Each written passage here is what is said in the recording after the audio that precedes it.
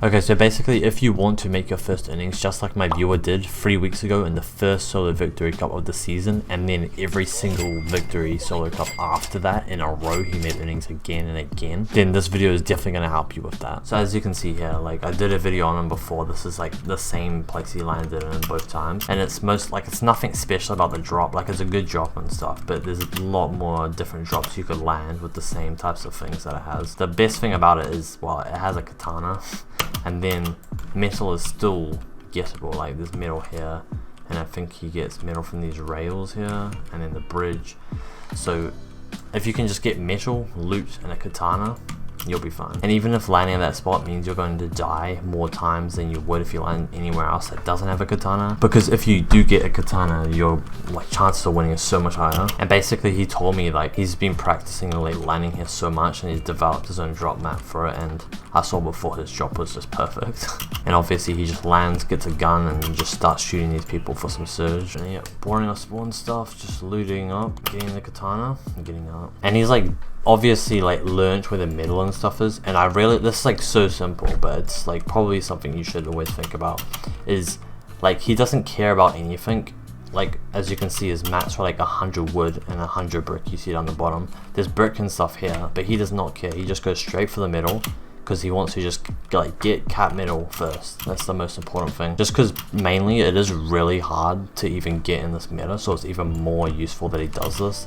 But in any meta, whatever it is, you should always just be focusing on getting your metal early on, and then like any time in that game after that you can get your like wood and brick so easily, so it doesn't matter. And yeah, so he went to those containers with that metal, when we here get these rails, so he just knows where to get the metal, which is great.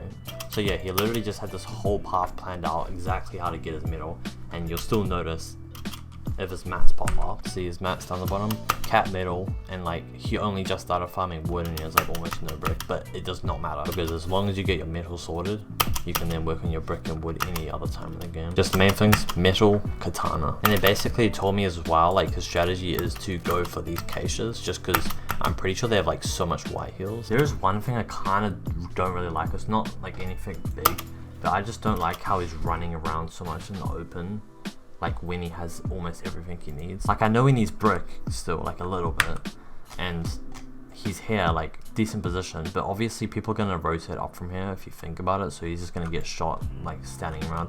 I'd probably just sword in, just go all the way down here, boom, and then farm your brick up, and then just sit in a box and just wait. Like you don't want to be running around much at all. You want to make sure you're like out in the open as little amount of time as possible. But yeah, this bush isn't even a bad spot anyway. Just like I said, as long as he went here ASAP and just sat here and stopped running around as much as he did, that's fine. And he goes up here, which is pretty nice, up this hill, kind of around, kind of dead side, you know. I don't know why he goes down this hill. I would definitely prefer if he just went to this brick and he's like, oh yeah, let me just build a box up here and then sit here. Like, you know how nice a position that is? Like, first of all, you're on a hill, you can see everyone. If you need surge, you can get it. And also, like, you can just see everything. Your rotate is going to be so easy. Less chance of getting focused, less chance of getting shot. And you're on dead side, so rotate's gonna be easy. But yeah, anyways, he does end up down here, which is still, I think he just really wanted to get middle zone, but I would say it's not worth it. He should have just stayed up on this hill, because he does actually end up wasting a lot of heals coming down here. Well, not a lot, but some at least, and some mats. And then imagine if he stayed up here in this zone. Look how like easy it is to see everything. He's like, okay, I want to get to the middle zone over there, and I can see the exact path where everyone is. So, oh yeah, there's not many people on the right. Let me just start sorting down here and then come through here and cut to here. And you're in a perfect spot because you knew where everything was. But here, look over here. He cannot see anything in his rotate. He's like, I want to go middle zone, but I don't know what's there. So I'm just going to have to sort and hope nothing's in the way. So like this little muck up he's in right now all came from him sorting and going further into middle zone over here instead of just staying up on this hill. And now at this point, 50 builds, he actually does do really good play here. Like, he knows he needs to get a refresh. He's not going to win this game with 50 builds. So he's like, okay, I need to kind of start making something happen. But he knows he doesn't need to like fully invest and like just go crazy for a kill. He's kind of just playing around with this guy until he makes a mistake. He does that here. He gets that 60 tag, and he has 50 builds, and he has a gold SMG, a gold shotgun. He knows this is his chance to win the game. If he gets in, kills this guy, which is a pretty high chance because he knows he's max health. He knows this guy has less health, and he knows he probably has a better loadout than him. So he just hops in and says, whatever, this is my only chance to win this game. Gets in, get this kill. Now he is stacked.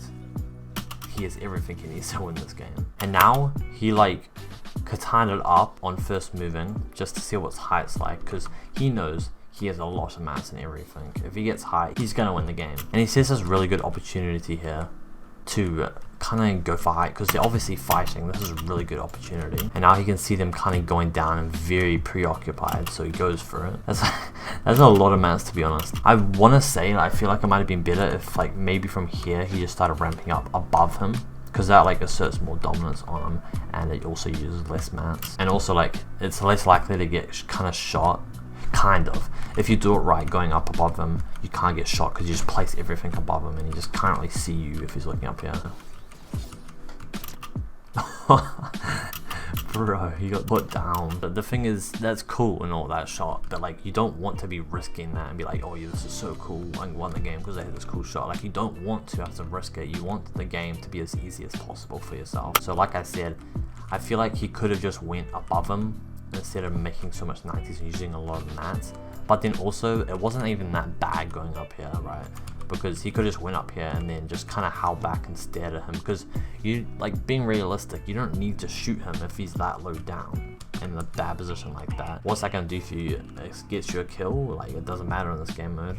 That might get you some mats, but is that worth it when you have 100 builds? No. And I don't think that guy's gonna take high anytime soon. Like, this position is really nice because you just have no danger at all. But the thing about it is it just uses a lot of mats, especially in solos. So I feel like back here, I would sit here and then wait for zone to be on my back, just on my back.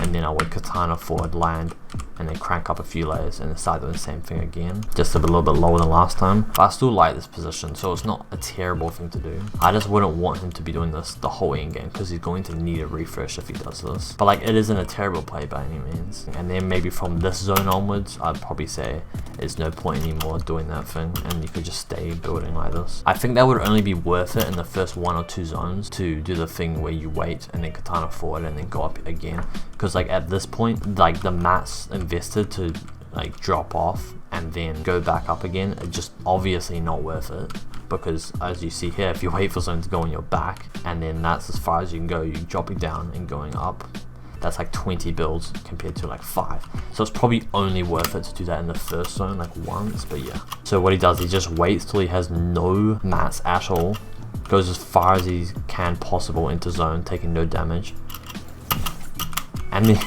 then he even katanas up in the zone to stay in it a bit longer, and then instantly when he can't be in zone, in the safe zone anymore, he just runs back as far as possible, so the other person alive has no idea where he is. And then if the other person in the game that's alive with you in the 1v1 has no idea where you are and you have all the heals in the game, there's no way you are not gonna win. I would have maybe liked to see you go even further before using your pizza. I feel like I would have just continued splashing all the way like over here, like all the way until like I'm over here, and then maybe pop the pizza like somewhere here, like using your splashes to get as far away as possible, then putting your stationary heals in a place where it's safe. Because here, I feel like there's still a possibility he could have been like, oh, look up, no one's breaking that down, he could be up there, let me shoot the bag over here and that'll surely get him out. But if you're already back here healing, he'll break it down, you're like, I don't know where he is, and die.